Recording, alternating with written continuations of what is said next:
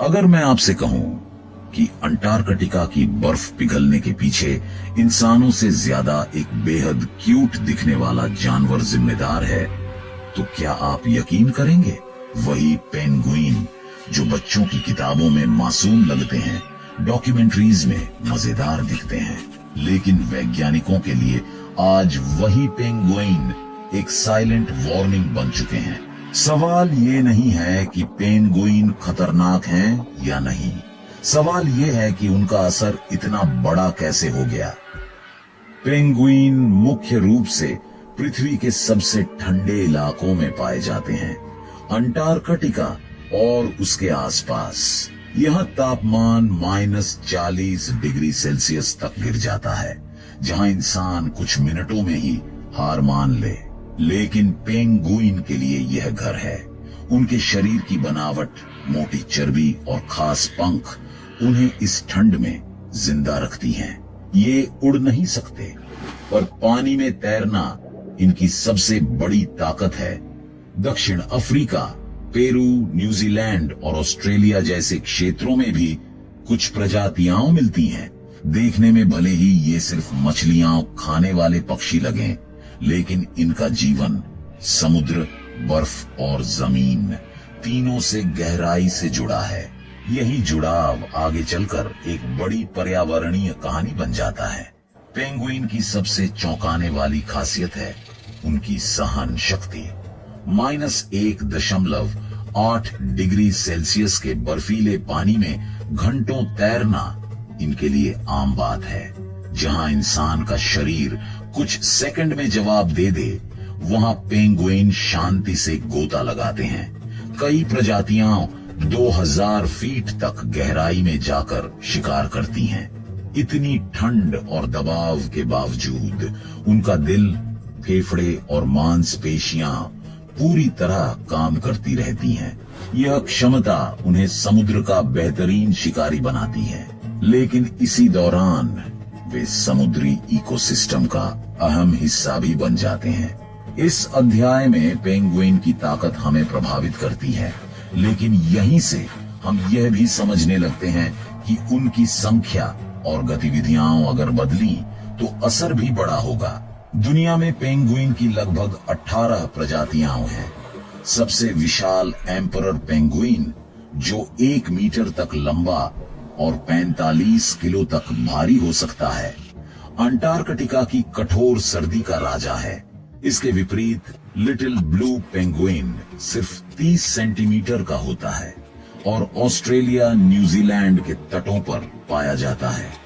कुछ पेंगुइन पानी में 35 किलोमीटर प्रति घंटे की रफ्तार से तैर सकते हैं। हर प्रजाति का व्यवहार, भोजन और रहन सहन अलग है, लेकिन एक चीज सब में समान है, ये बड़ी कॉलोनियों में रहते हैं, हजारों, कभी कभी लाखों की संख्या में। और यही विशाल संख्या आगे चलकर वैज्ञानिकों की चिंता का कारण बनती है। कुछ साल पहले वैज्ञानिकों ने अंटार्कटिका की सैटेलाइट तस्वीरों में अजीब से भूरे काले धब्बे देखे। पहली नजर में लगा कि ये चट्टाने या मिट्टी के निशान हैं, लेकिन जब जूम किया गया तो सच्चाई सामने आई। ये पेंगुइन कॉलोनियों के निशान थे। दरअसल यह पेंगुइन की बीट यानी गुआनो था। हजारों पेंगुइन एक ही जगह रहने पर जमीन का रंग तक बदल देते हैं। यह खोज सिर्फ गिनती के लिए नहीं थी, बल्कि इससे पेंगुइन की डाइट, उनके बच्चों और उनके पर्यावरणीय प्रभाव का अंदाजा लगाया जाने लगा। यहीं से कहानी एक नए मोड़ पर पहुंचती है। पेंगुइन का पाचन तंत्र बेहद अलग होता है।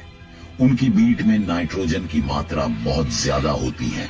जब यह गुआनो जमीन पर जमा होता है तो उससे एक गैस निकलती है, नाइट्रस ऑक्साइड।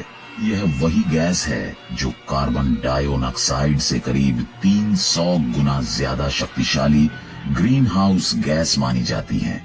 वैज्ञानिकों के लिए यह चौंकाने वाला सच था। लाखों पेंगुइन मिलकर अनजाने में वातावरण में इस गैस को छोड़ रहे थे।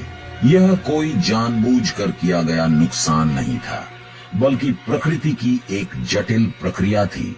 लेकिन सवाल यह था, क्या इसका असर स्थानीय रहेगा या पूरी पृथ्वी तक पहुंचेगा? जहां जहां पेंगुइन की बड़ी कॉलोनियां हैं, वहां नाइट्रस ऑक्साइड का स्तर अपेक्षाकृत अधिक पाया गया। ये गैस वातावरण में गर्मी को फंसा कर रखती है, जिससे आसपास की बर्फ तेजी से पिघलने लगती है।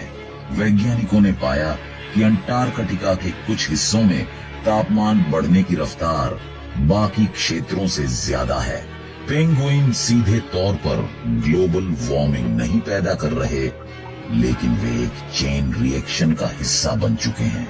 यह एहसास डरावना था, क्योंकि इससे साफ हो गया कि छोटे जीव भी बड़े बदलाव ला सकते हैं। अगर अंटार्कटिका की बर्फ बड़े पैमाने पर पिघली तो समुद्र का स्तर सैकड़ों फीट तक बढ़ सकता है। इसका मतलब है कोस्टल शहरों का डूबना, करोड़ों लोगों का विस्थापन और पूरी दुनिया का नक्शा बदल जाना। पेंगुइन की भूमिका यहाँ एक चेतावनी की तरह है। वे हमें दिखा रहे हैं कि प्रकृति का संतुलन कितना नाजुक है। एक जगह हुआ बदलाव पूरी धरती को प्रभावित कर सकता है। यह भविष्य अभी दूर लग सकता है, लेकिन संकेत आज ही दिखने लगे हैं। जैसे जैसे रिसर्च आगे बढ़ी, एक बात साफ होती गई, पेंगुइन दोषी नहीं है। असली वजह है इंसानी गतिविधियां। क्लाइमेट चेंज, ओवरफिशिंग और प्रदूषण ने पेंगुइन की संख्या और उनके व्यवहार को बदला।